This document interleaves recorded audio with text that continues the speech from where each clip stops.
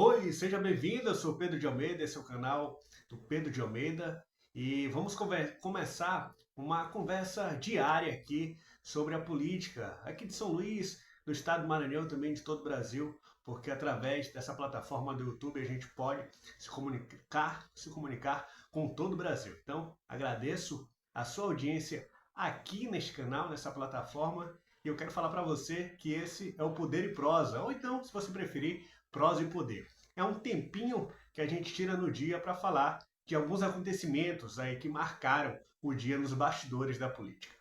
Como disse, o nosso encontro vai ser bem breve, né? Vou destacar aqui 3 assuntos de hoje. Hoje, que é dia 21 de maio de 2026, e a gente vai debater aqui, eu vou comentar um pouco sobre isso. Todos esses conteúdos estão em nossas redes sociais. Também você pode conferir em www.acartapolitica.com.br. Aqui vou dar a minha impressão aos fatos desses assuntos que marcaram aí, ao meu modo de ver e na minha escolha, né, marcaram um pouco do dia de hoje da política aqui, especialmente no estado do Maranhão. Olha só, hoje a Assembleia Legislativa do Maranhão ela aprovou um projeto de lei em que concede aumento ao governador Carlos Brandão, né? Ao governador Carlos Brandão, governador do Maranhão, ao seu vice-governador Felipe Camarão e os demais secretários. E o que chamou a atenção foi a reação do deputado Otelino Neto, que até pouco tempo fazia parte dessa base que sustenta o governo Carlos Brandão, mas, porém, mais do que isso, o Otelino Neto, aí no apagar das luzes de seu mandato de presidente da Assembleia Legislativa, deixou a presidência da Assembleia Legislativa na virada da legislatura em 2023, né, logo depois da posse dos deputados eleitos na eleição de 2022, e ali, no finalzinho de dezembro, ele comandou, liderou um regime de urgência para poder votar o aumento dos próprios deputados. E foi isso a gente trouxe aqui no site A Carta Política. Não só o deputado Otelino foi contra esse projeto, mas também outros dois deputados, o deputado Iglesias Moisés e também o deputado Wellington do Curso. O deputado Wellington do Curso, quando esse tipo de matéria, ele costuma a votar contra o governo e sucinta sobre a valorização dos funcionários públicos, mas aqui na minha memória tentei também buscar alguma reação do Wellington quanto aquele aumento em que ele próprio foi beneficiado em 2022, em dezembro de 2022, não encontrei nada. E já o Iglesias, ele tem adotado agora uma postura mais de economicidade da gestão pública e mesmo sendo da base do governador Carlos Brandão, ele tem ou votado contrário a matérias desse tipo de aumento de despesas ou tem pedido abstenção aí para a mesa da mesa diretora da Assembleia Legislativa. Mas voltando um pouco para o Otelino Neto, devemos lembrar para poder mostrar certas incoerências que estão acontecendo com o deputado Otelino Neto quando se refere ao governo do estado do Maranhão, né? Porque as suas práticas, as práticas que ele tem condenado hoje, talvez os próprios deputados desta legislatura aprenderam com ele durante todo o tempo em que ele esteve à frente da presidência da Assembleia Legislativa, e que foi ali um escudo para o governador Flávio Dino. Então as críticas dele são bem fundamentadas, porque ele conhece de dentro como acontece essas armações, essas votações deliberadas, essas votações bem rápidas, né, em regime de urgência. O Otelino já protagonizou a aprovação de empréstimos em que os deputados de oposição, na época, tinham 3, César Pires, Adriano Sarney e o Wellington do Curso, e eles não conseguiam nem ao mesmo falar, nem ao mesmo contrapor aquilo que estava sendo votado. Pois vejamos bem, entrando aqui no site A Carta Política, você pode entrar aí também, acartapolitica.com.br, eu trago alguns dados interessantes. Primeiro, sobre o aumento exponencial de 37% que foi aprovado em 2022 do salário dos deputados. Hoje, o que o Brandão pede é equiparar o salário dele com o salário dos deputados estaduais. Última vez que o governo do Maranhão teve, né, a Assembleia Legislativa concedeu aumento ao governador do Maranhão foi no ano de 2016, quando ainda fazia aí, ele ainda era vice-governador e o governo era do Flávio Dino, então ainda foi ali no seu primeiro mandato. Pois é, e o Otelino de hoje reclama do Otelino de ontem, porque, conforme disse, ele também em regime de urgência, que foi uma das reclamações do Otelino, ele em regime de urgência liderou em 2022 essa aprovação. O salário à época, só para você ter uma noção, o salário à época era de R$ 25.322,25. Hoje, o salário dos parlamentares chega a R$ 32.196. Só que esse salário ainda vai aumentar ainda mais. Como o aumento foi de forma escalonada, ele vai terminar, né? A lei vai se efetivar na sua plenitude em 2026, quando este salário chegará a 34.700, fora os aumentos inflacionários que acontecem todo ano. Essa aqui é a base atual, a base, na verdade, a base da época em que foi aprovado.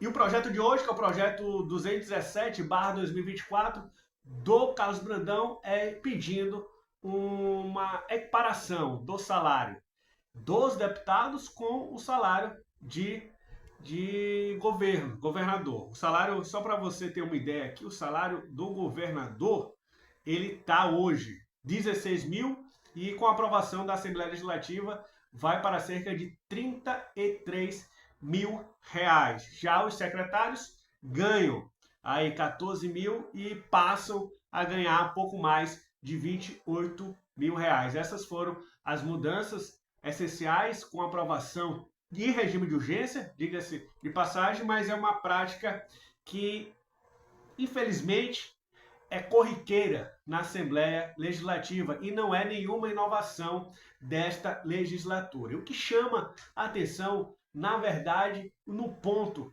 crucial aqui, é a incoerência dessa posição política do Otelino Neto que ele tem adotado em críticas ao governo Carlos Brandão, que até o dia de ontem ele fazia parte, e as reclamações a gente observa nas sobrelinhas, ou ali de forma minuciosa, para falar o que eu realmente queria falar, de forma minuciosa, a gente observa que ela sempre descamba para interesses pessoais do deputado.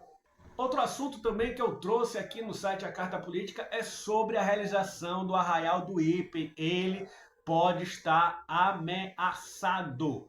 O Arraial do Ipen pode estar ameaçado e por conta de dois eventos, de dois acontecimentos.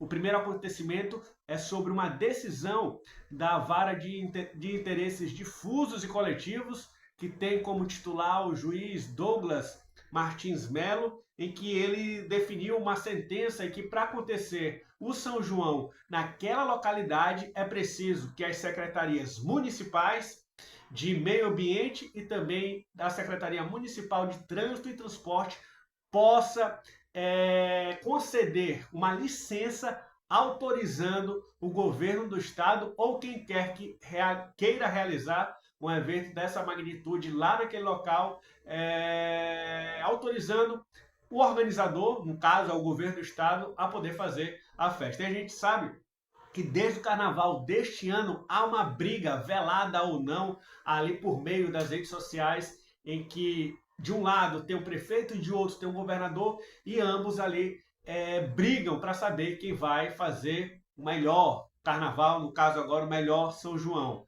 E o sinônimo de melhor, neste caso, ele é muito relacionado a quem consegue trazer mais atrações de fora.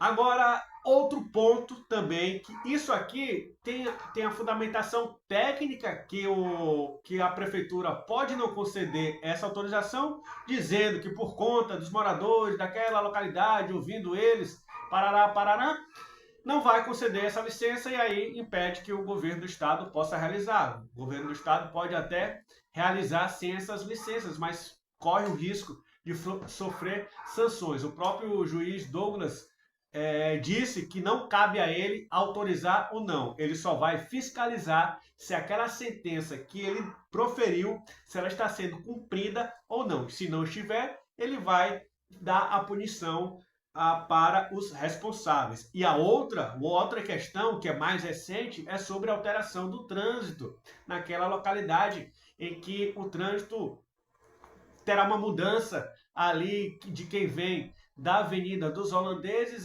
as pessoas elas vão passar por dentro do bairro do Calhau e passará na frente de onde é o Arraial do Ipen, que é ali na sede do IPREV, antigo Ipen, né? Conhecido como Arraial do Ipen, as pessoas conhecem mais como Ipen, aquela sede social. Então, o trânsito, como ele vai ser desviado, vai ser empurrado da Avenida dos Holandeses para dentro do Calhau, você imagina o São João acontecendo e um engarrafamento que já é normal durante esse período que congestiona lá na Avenida dos Holandeses, você imagina como ficaria essa realização ali por dentro do Calhau. Então, a própria alteração, a configuração do trânsito naquela região, ela deve tornar essa realização quase impossível de se acontecer. E o governo do estado ele deve procurar um outro local para poder fazer os arraiais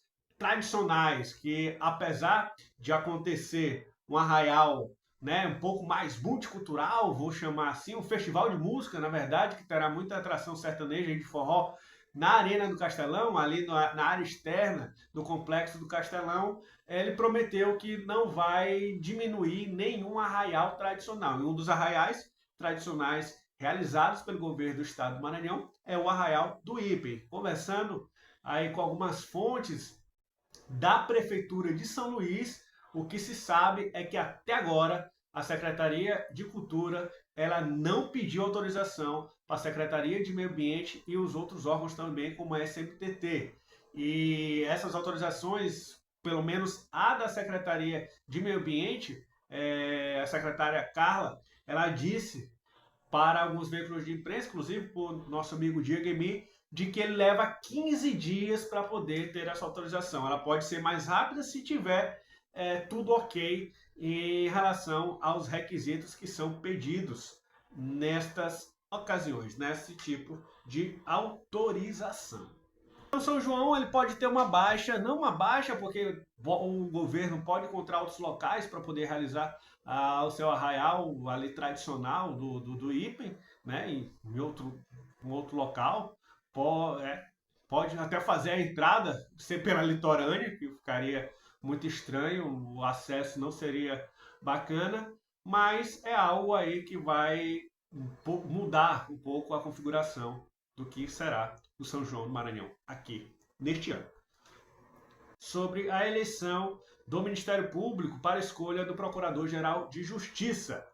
O Danilo Castro, ele foi o primeiro da lista tríplice, mas quem também saiu vencedor foi o Eduardo Nicolau. O Eduardo Nicolau, que teve como candidato Danilo Castro, o procurador Danilo Castro, e o governador de forma bem rápida, tinha 15 dias para poder escolher quem seria um dos três ali da lista tríplice, e ele escolheu o primeiro lugar, que é ligado ao Eduardo Nicolau, e o que já se sabia nos bastidores era que o Danilo poderia ser escolhido mesmo se não ocupasse a primeira colocação. E o Eduardo Nicolau, junto com o próprio Danilo, fizeram o dever de casa e conseguiram, portanto, sucesso, né, na sua empreitada nestas eleições do Ministério Público do Estado do Maranhão. Então, o Nicolau também foi um vencedor nessas eleições, que a sua oposição, a sua gestão, ela tentou lançar várias candidaturas para fazer com que o Danilo pudesse ficar de fora desta lista tríplice, e algo que não deu certo. O não deu certo e fez com que o próprio Danilo conseguisse ficar em primeiro lugar. Então, o Nicolau conseguiu fazer o seu sucessor, o que o antigo Procurador-Geral de Justiça não conseguiu, né? O Nicolau era a oposição e conseguiu derrotar o grupo do então Procurador-Geral de Justiça. E agora não. Agora o Nicolau consegue, Procurador-Geral de Justiça consegue fazer a sua sucessão e o mandato, né? São de 2 anos, podendo ter uma reeleição para mais 2 anos no máximo. Procurador-Geral de Justiça fica 4 anos à frente do Ministério Público. E o futuro aí do Nicolau, muita gente já comenta, mas deixaremos esses comentários para um outro momento. Ele pode se licenciar do Ministério Público e ir para um cargo político, né?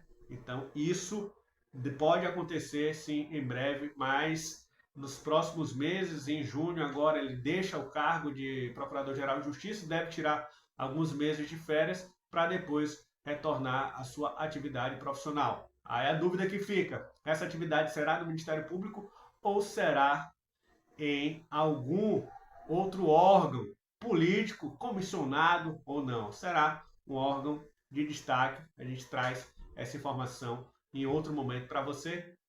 Esse foi nosso primeiro programa. Espero que tenha gostado e volte sempre. Não se esqueça de ativar os sininhos, de compartilhar o nosso conteúdo e também mandar as suas sugestões aqui para o canal do nosso YouTube, youtube.com/, Pedro de Almeida 1, numeral, viu? Então é isso, muito obrigado e até a próxima.